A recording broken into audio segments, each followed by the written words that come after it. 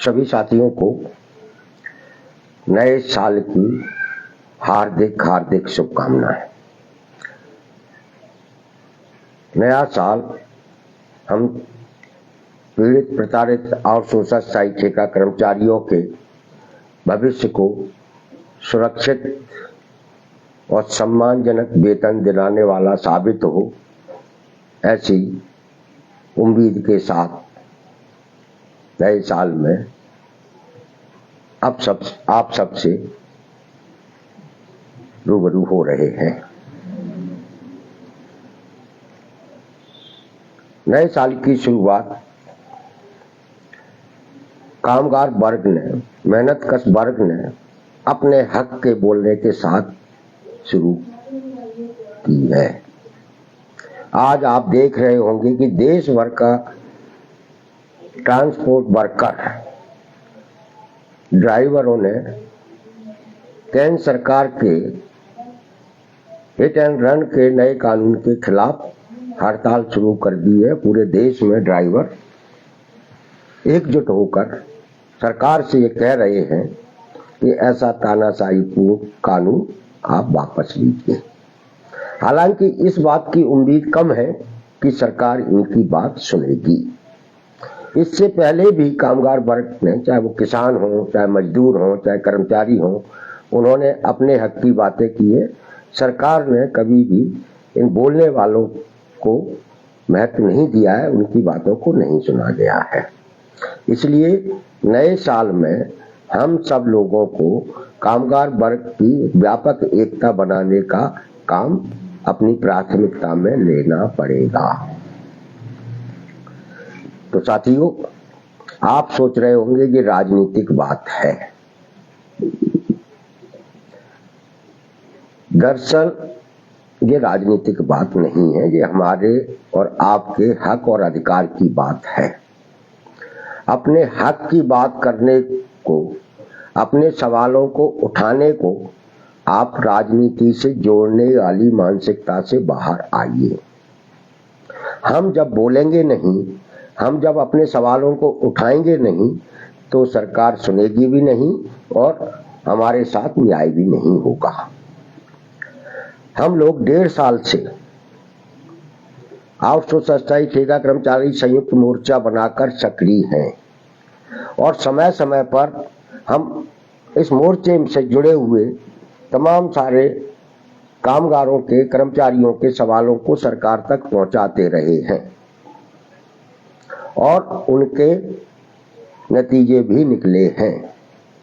चूंकि हमारे साथ हो रहा अन्याय बड़ा है, इसलिए थोड़ी बहुत मिली राहतें हमारे लिए कोई ज्यादा मायने नहीं रखती है, लेकिन इनकी जानकारी होना भी हमारे लिए जरूरी है।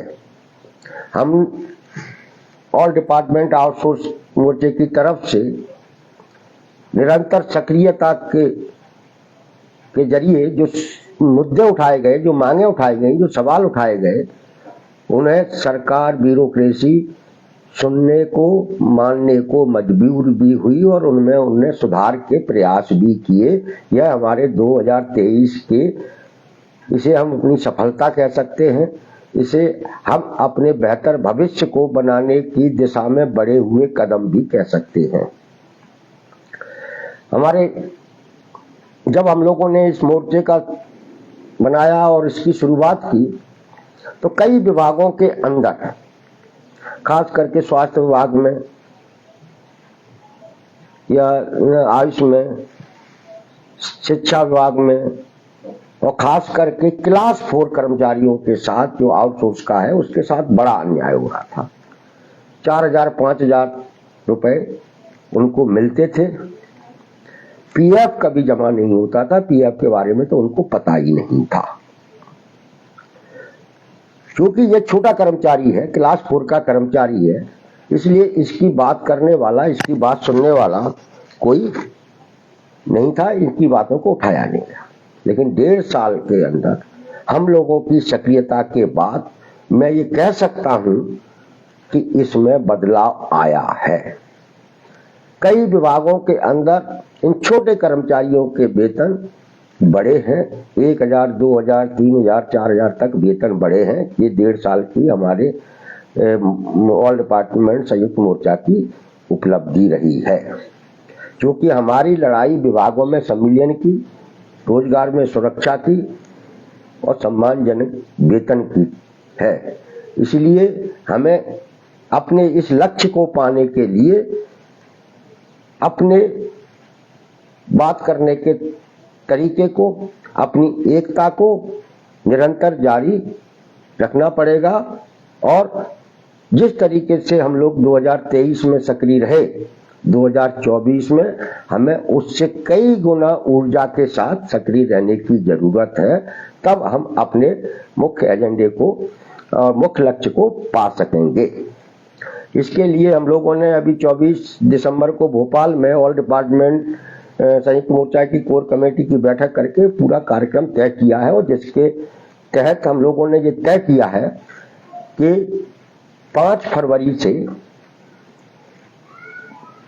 मोर्चे की तरफ से पूरे प्रदेश भर में हम लोग सरकार से संवाद अभियान चलाएंगे, और जिसके तहत विधायकों को, अधिकारियों को अपने लंबित मांगों का ज्ञापन देंगे। इसलिए साथियों, 5 फरवरी के दिन आप जहां हैं, जितने हैं, जितनी संख्या में हैं, आप सत्ताधारी पार्टी के विधायक, अगर विपक्ष के भी विधायक हैं तो उन्हें आप ज्ञापन दीजिए। सरकार से संवाद कार्यक्रम को आप शुरू कीजिए। आपकी ये छोटी छोटी गतिविधियां हैं, व्यर्थ नहीं जाती हैं। हम जब लोगों से फोन आते हैं, लोगों से संपर्क करते हैं, तब हमें पता चलता है कि हमारे इस तरीके से बोलते रहने का क्या क्या फायदा हुआ है। आप लोगों को हमने पहले भी बताया था कि जो स्वास्थ्य विभाग में वैक्सीन लिफ्टर होते हैं, एबीडी कहते हैं जिनको, उन्हें सरकार की तरफ से 125 रुपए प्रतिदिन मिलता था, और 30 किलोमीटर दूर तक वैक्सीन ले जाने पर 225 रुपए मिलते थे। हमें इनके संगठन के अध्यक्ष अरुण यादव ने कुछ दिन पहले ही जानकारी दी कि अपने भोपाल में किए गए उन तमाम सारे प्रदर्शनों और दिए गए ज्ञापनों का नतीजा ये हुआ कि वैक्सीन लिफ्टरों को जो 125 मिलते थे वो 175 मिलेंगे, और 225 वाले को 275 मिलेंगे। यानी ये आपके और मोर्चे के द्वारा निरंतर किए गए प्रयासों का नतीजा है कि जो विभाग इन्हें 125 भी समय पर नहीं दे रहा था, वो भी इनके 50 रुपए प्रतिदिन बढ़ाने के लिए मजबूर हुआ। 50 रुपए प्रतिदिन का मतलब है 1500 रुपए इनके बढ़ाए गए। हालांकि हम इस बढ़ोतरी से संतुष्ट नहीं हैं। हमारा स्पष्ट मानना है कि हर काम करने वाले कामगार को, चाहे वो किसी भी विभाग में काम करता है, उसे न्यूनतम 18,000, 21,000 रुपए मिलना चाहिए। ये हमारी लड़ाई है। हमें हमारे डीपीआई के आउटसोर्स कंप्यूटर ऑपरेटरों ने बताया कि उनके वेतनों में भी 1-1.5 रुपए की बढ़ोतरी हुई है पिछले दिनों में। ऐसे कई दूसरे विभागों के भी हमारे आउटसोर्स कर्मचारियों ने हमको जानकारी दी कि हमारा पीएफ अब नियमित जमा होने लगा है और हमारा वेतन भी 1,000-2,000 रुपए बढ़े हैं। हम ये कह सकते हैं कि 1.5 साल की, और खास करके 2023 की ऑल डिपार्टमेंट आउटसोर्स संयुक्त मोर्चा की सक्रियता के कारण कई विभागों के अंदर अलग अलग तरीके का काम करने वाले हमारे आउटसोर्स कर्मचारी, जिन्हें सरकार द्वारा तय न्यूनतम वेतन नहीं मिलता था, उसके करीब पहुंचे हैं। इसलिए आंदोलनों का, संघर्ष का अपना महत्व है, और सरकार तक अपनी बात पहुंचाने का लोकतंत्र में यही एक रास्ता है, जिस रास्ते पर ऑल डिपार्टमेंट आउटसोर्स संयुक्त मोर्चा 2023 में चला था। अब यदि हमें अपने लक्ष्य को पाना है तो 2024 में हमें अपनी रफ्तार बढ़ानी पड़ेगी बात करने के तौर तरीकों की। कुदरत ने हमें 2024 में एक दिन अतिरिक्त दिया है। 2024 का साल में 366 दिन हैं। जो हमको एक दिन अतिरिक्त मिला है वो 29 फरवरी का दिन है। हमें इस 29 फरवरी को अपने खुद के लिए उपयोग करना चाहिए और खुद के लिए, खुद के सवालों को उठाने के लिए खुद हमें अपने ऑल डिपार्टमेंट के आउटसोर्स अस्थायी ठेका कर्मचारियों की व्यापक एकता बनाने के लिए 29 फरवरी का उपयोग करना चाहिए। जैसा कि हम लोग 24 दिसंबर को भोपाल में ये आह्वान कर चुके हैं कि 5 फरवरी से हमारा सरकार से संवाद कार्यक्रम शुरू हो रहा है, जिसके तहत हम विधायकों, अधिकारियों को मुख्यमंत्री के नाम ज्ञापन देना शुरू करेंगे। और इसीलिए उसी क्रम में, उसी कड़ी में 29 फरवरी के दिन पूरे प्रदेश भर के सारे विभागों के आउटसोर्स अस्थायी ठेका कर्मचारियों को अपने अपने जिलों में संयुक्त रूप से एक जगह आकर कलेक्टेड पहुंचकर कलेक्टर को माननीय मुख्यमंत्री जी के नाम ज्ञापन देना चाहिए। और उस दिन ये कोशिश होनी चाहिए कि जिस जिले में जितने आउटसोर्स कर्मचारी हैं वो सभी एक जगह, एक प्लेटफॉर्म पर आकर ज्ञापन दें, जिससे आपकी एक संख्या का सही आकलन किया जा सके। ये जो सरकार से संवाद अभियान है हम लोगों का, जो तय किया गया है, यह सरकार से संवाद अभियान आउटसोर्स अस्थायी ठेका कर्मचारियों की एकता बनाने का अभियान तो है ही, सरकार से सकारात्मक संवाद स्थापित करने का अभियान भी है। और हम सरकार से सकारात्मक संवाद इसी तरीके से स्थापित कर सकते हैं। 29 तारीख जो हमें कुदरत ने अतिरिक्त दी है, इस दिन को हमें ऐतिहासिक बनाना चाहिए।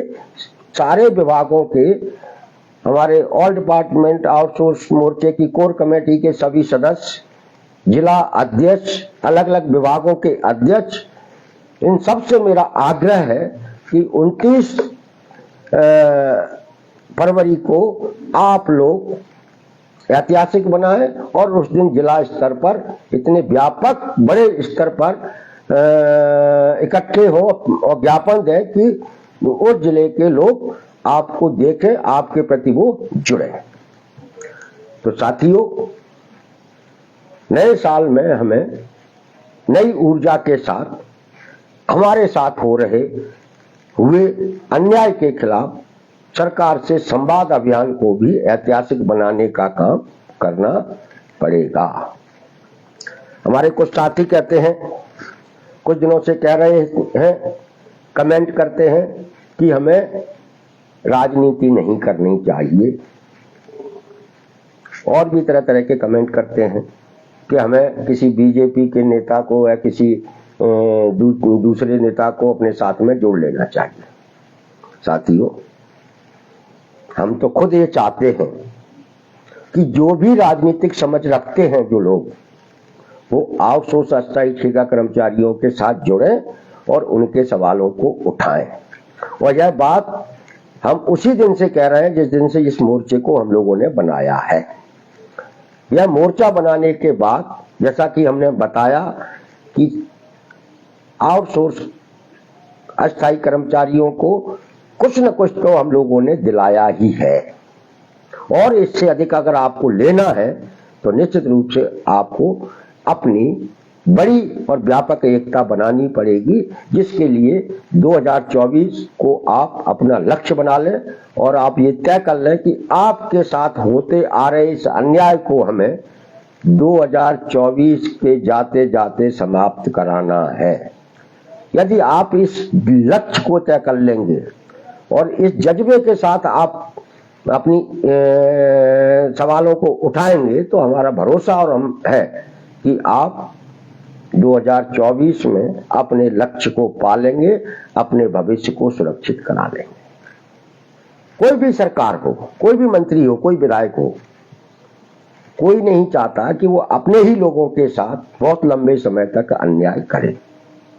यह सरकार भी नहीं चाहेगी, क्योंकि यह जो व्यवस्था लागू की गई है आउटसोर्स वाली, इस व्यवस्था को लागू करने में ब्यूरोक्रेसी का और सरकार का संयुक्त निर्णय है और उनका संयुक्त फैसला है।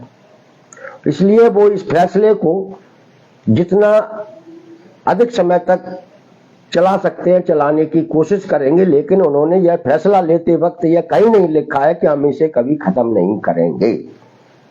वो भी जानते हैं कि यह अन्याय के खिलाफ ये लोग जब अपनी बात करने लगेंगे तब हमें इस आउटसोर्स कल्चर को खत्म करना पड़ेगा। यह अधिकारी भी मानते हैं और ये नेता भी मानते हैं। अब आपको अधिकारी और नेताओं पर इतना अपना दबाव बनाना है कि वो अपने इस फैसले से पीछे हटे और आपको के भविष्य को सुरक्षित करें।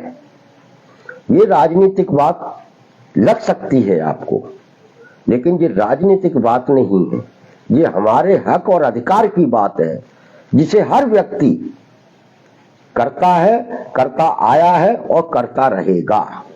आपके हक में कौन व्यक्ति कितने बेहतर तरीके से बोल रहा है, कितने बेहतर तरीके से प्रभावशाली ढंग से आपके सवालों को उठा रहा है, आपको जिम्मेदारी है कि आप उसके साथ हो, उसके साथ रहें और अपने भविष्य को सुरक्षित कराएं। ऐसा जो लोग ये कहते हैं कि ये आउटसोर्स खत्म नहीं हो सकता, वो लोग हारे और थके हुए लोग हैं। उन लोगों को खुद के ऊपर भरोसा नहीं। हम ये कह सकते हैं कि आउटसोर्स खत्म हो सकता है और जो लोग इसमें लगे हुए हैं वो नियमित और सरकारी नौकरी का दर्जा पा सकते हैं, क्योंकि सरकार ने भी उसका रास्ता बना के रखा हुआ है। मैं एक छोटा सा उदाहरण आपको के जरिए समझाने की कोशिश करता हूँ। हमारा जितना भी आउटसोर्स कर्मचारी है वो या तो सैड मैप द्वारा हायर किया गया है या एमपी कॉन द्वारा रखा गया है। सैड मैप और एमपी कॉन ने भले ही फिर पेटी ठेके पर आपको दे दिया हो, अलग अलग कंपनियों को के जरिए आपसे काम करा रहे हैं, लेकिन आपकी शुरुआत ही अगर देखी जाए तो आप सैड मैप और एमपी कॉन के एम्प्लॉई हैं। और सैड मैप और एमपी कॉन का एम्प्लॉय होने का मतलब है कि आप सरकार के विभाग के एम्प्लॉई है, क्योंकि एमपी कॉन भी केंद्र सरकार और राज्य सरकार का उपक्रम है और सैड मैप भी सरकार मध्य प्रदेश सरकार का एक विभाग है। जब आपको नौकरी सरकार के एक विभाग ने दी है तब कानूनन आप इस सरकारी विभाग के कर्मचारी बन जाते हैं। अब आपको अपने सरकारी कर्मचारी बन जाने की बात ही अपनी ताकत के साथ करनी है और आपको यदि सरकार एमपी कॉन और सैड मैप को अपनी एक सरकारी एजेंसी मानकर कर्मचारी का मान लेती है और इन दोनों ही विभागों का दैनिक वेतनभोगी या संविदा कर्मचारी का दर्जा दे देती है, तो निश्चित रूप से आप सरकार के कर्मचारी बन जाएंगे और आपका भविष्य सुरक्षित होगा और आपको वो तमाम सारी सुविधाएं मिलेंगी जो एक सरकारी विभागों में काम करने वाले को मिलती हैं। इसलिए 2024 में हमारे पुरानी मांगे और नई मांगों के साथ, नए तेवरों के साथ, जुझारूपन के साथ हमें सरकार से संवाद अभियान को चलाना है।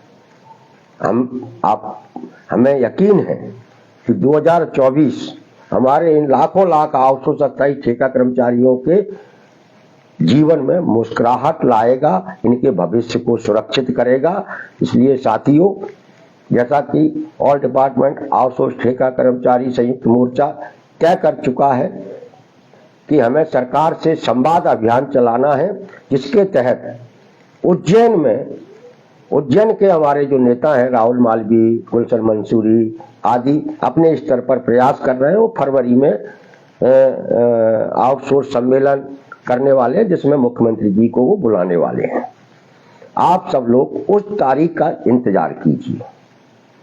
यदि हमें फरवरी में उनकी तारीख उज्जैन में मिल जाती है तो हम पूरी ताकत के साथ उज्जैन पहुंचेंगे और मुख्यमंत्री जी से सम्मेलन के जरिए अपनी बात रखेंगे।